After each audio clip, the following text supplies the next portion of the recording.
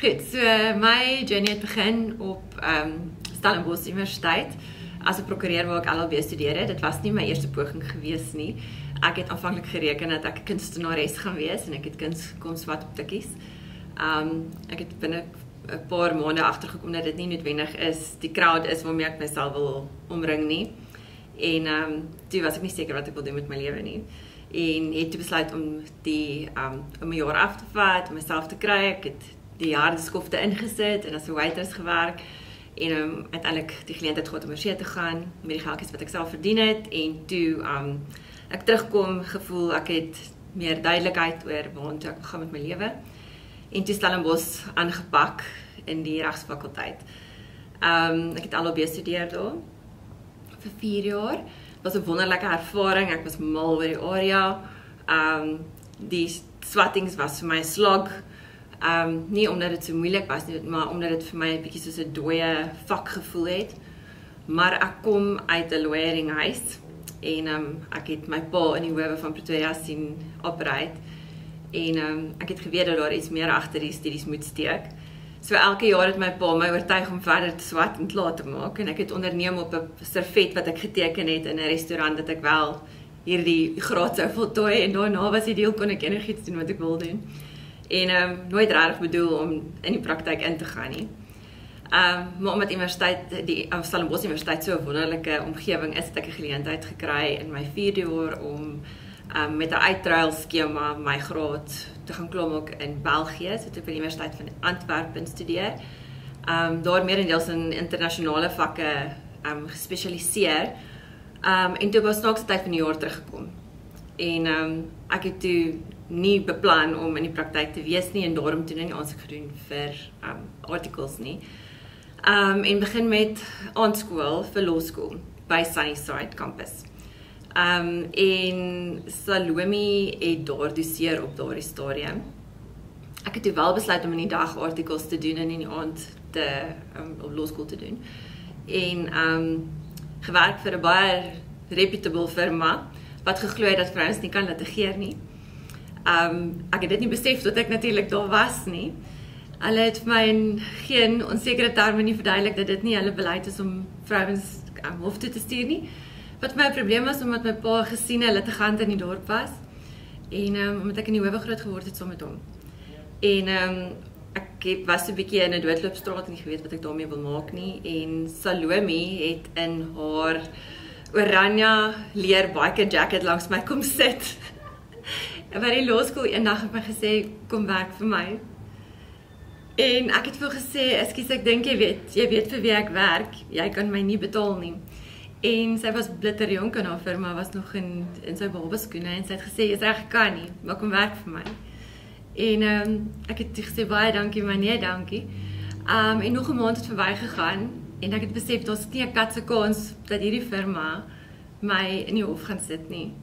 En ek het in 'n totale rebellie haar toe een oggend gebel en gesê ek weet nie of jy die arrogante brunet wat uit die klas onthou nie.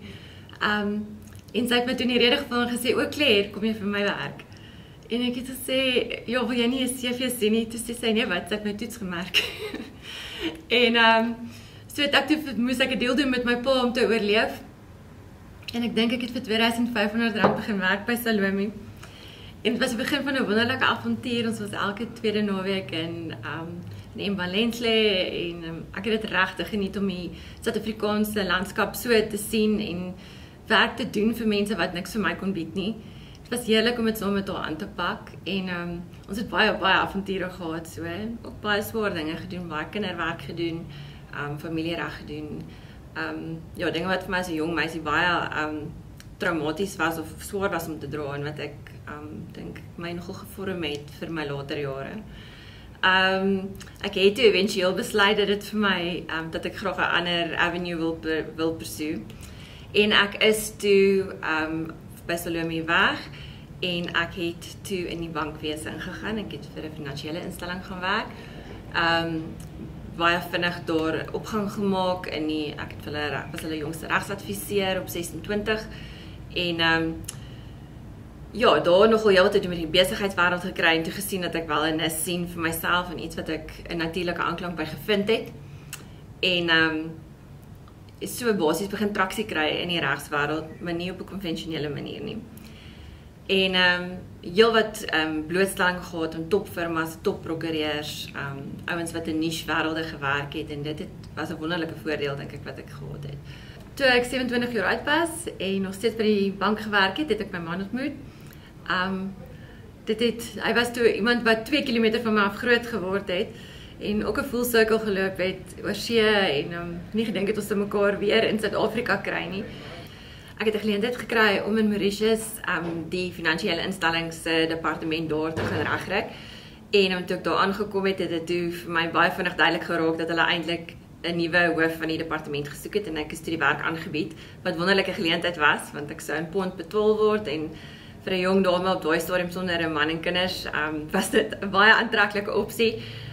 Maar ek het 'n week voor dit my man ontmoet en toe 'n massiewe leap of faith gevat en besluit om terug te kom.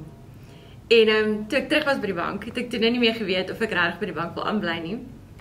En toe het ek dink die Here vir my 'n pad oop geskop en ek het besef dat ek dalk 'n lewe vir myself kan maak op my eie en op my eie terme.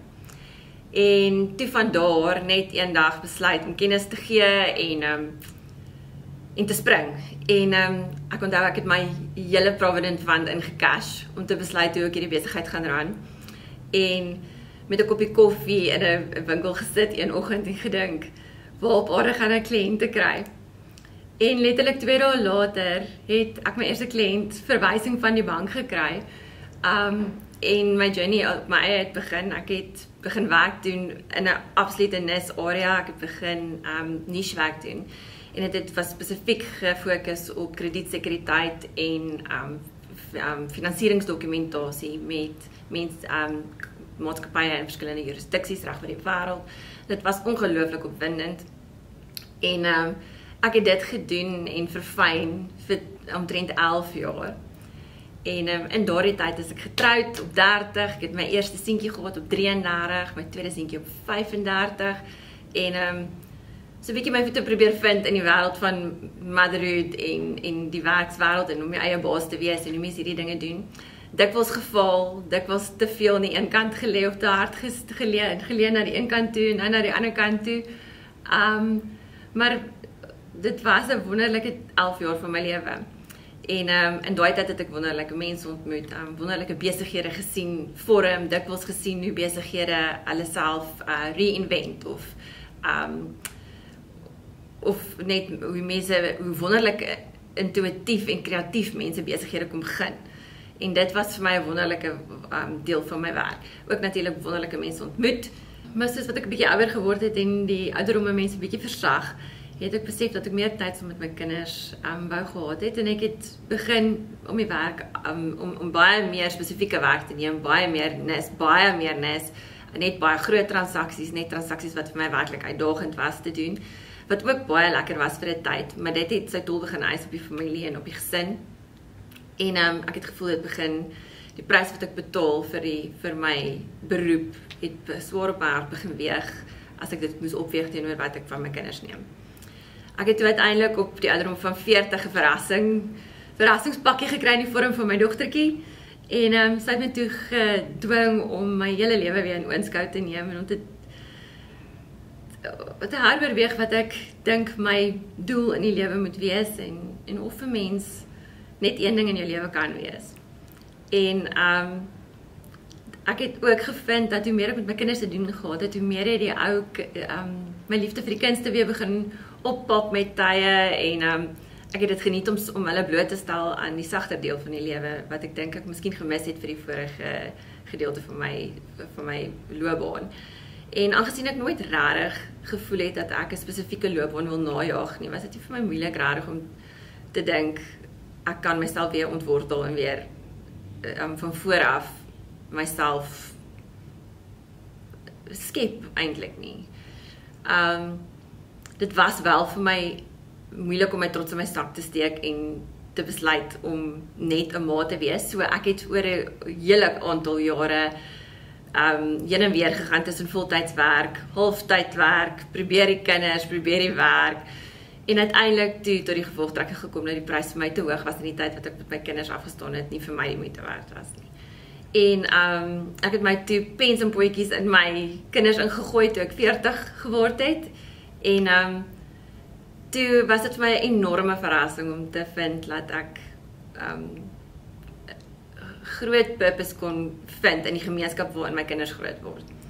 En om daar te dien eerder as om my eie beroep na te jaag of my eie identiteit te vestig, het ek gevind dat ek moes my identiteit vestig in iets groters as dit, en ek het regtig weer by die Here uitgekom oor waar my identiteit lê.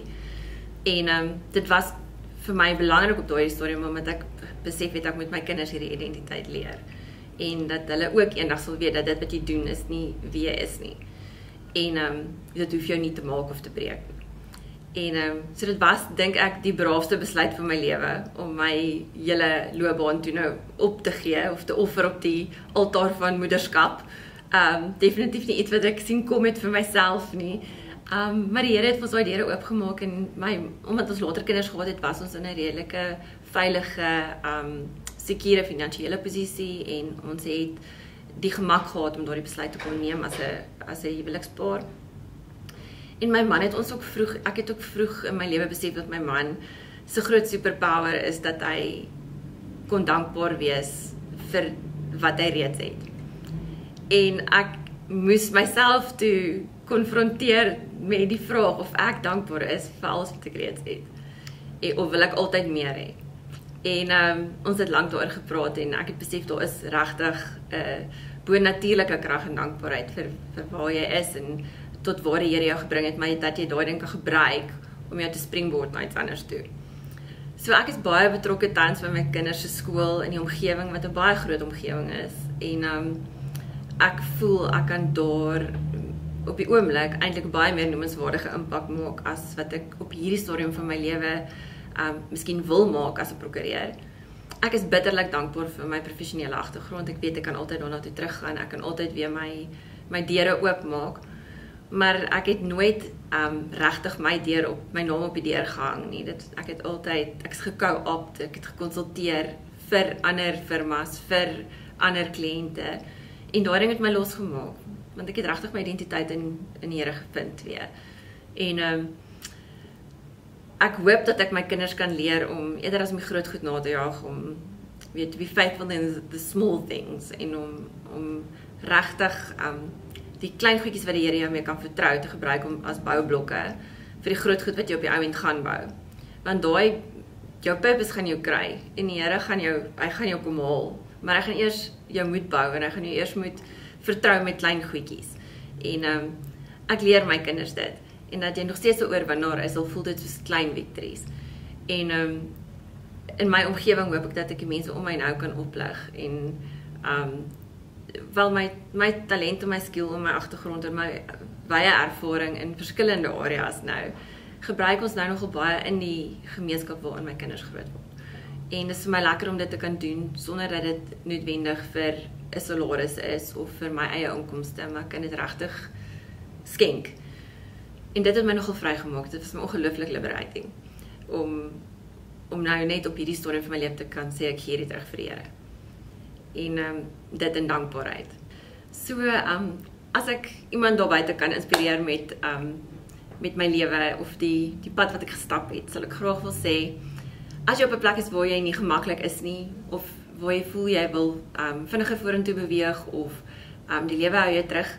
My ma het vir my baie eenvoudige raad gegee toe ek 'n jong dogtertjie was en dit was jy's nie 'n boom nie, beweeg. En tel jou worteltjies op, skuif en gaan soek jou krag op die regte plek. Lees jou Bybel. Kom naby die Here, leer die Heilige Gees ken. En doen wat jou hand vind om te doen. Eerste, die groot goed kom, maar doen eers die klein goedjies reg. En ek dink nou is ek reminded aan die skrif wat sê, and what does the Lord require of us? To act justly, to love mercy, and to walk humbly with your God. As jy daai goedjies reg kry, gaan jou lewe jou iewers vat wat 'n massiewe avontuur gaan wees. En die meeste snoere sal vir jou op my plekke val.